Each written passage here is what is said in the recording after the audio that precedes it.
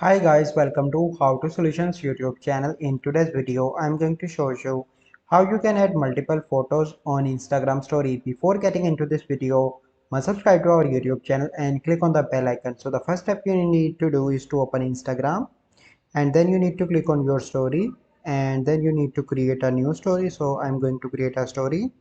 So once you create a story, you simply need to click on three dots on the top right and click on the draw and select one solid color from in the colors in the bottom, and you can select any color. So I'm going to select suppose this color if you want. Okay, and then you need to click on the second icon from the top right. If you want, you can add text. Then you need to click on the third icon, and here you need to scroll. Once you scroll, you simply need to click on the option that is and select pictures. So this is the first picture.